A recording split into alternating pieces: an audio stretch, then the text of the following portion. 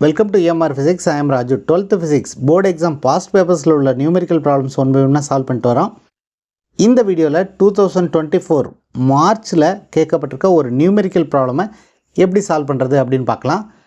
Question number 24 compulsory numerical problemல என்ன கொடுத்துருக்காங்க அப்படின்னா, if the focal length is 150 cm for a lens, what is the power of the lens அப்படின்னு கேட்டிருக்காங்க. இது ரொம்ப ஈஸியான ப்ராப்ளம். ஃபோக்கல் லென்த்துக்கும் பவர் ஆஃப் த லென்ஸுக்கும் என்ன ரிலேஷன் தெரிஞ்சால் போதும் இந்த ப்ராப்ளமை ஈஸியாக சால்வ் பண்ணிடலாம். இந்த ப்ராப்ளமை யூனிட் 6 ரே ஆப்டிக்ஸ்லேருந்து கேட்டிருக்காங்க. இது ஒரு எக்ஸாம்பிள் ப்ராப்ளம் நம்பர் 6.15. ஸோ என்ன கொடுத்துருக்காங்க அப்படின்னா, given focal length is given,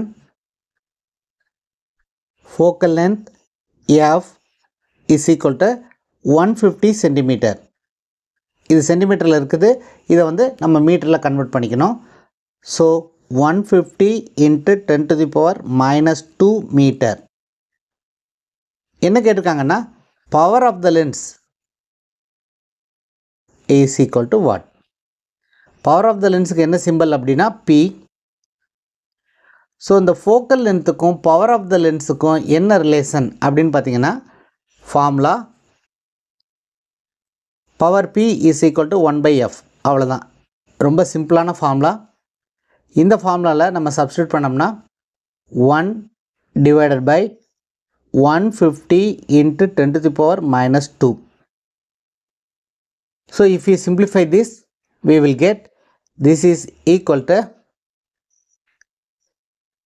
10⁻² divided by 150, which is nothing but 100 divided by 150, and this is equal to 2/3.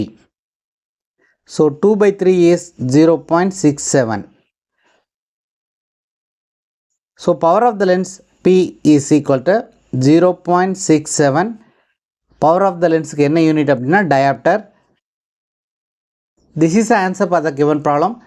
அடுத்த வீடியோவில் 2024 மார்ச் பேப்பரில் கொடுத்துருக்கிற இன்னொரு நியூமெரிக்கல் ப்ராப்ளமை எப்படி சால்வ் பண்ணுறது அப்படின்னு பார்க்கலாம்.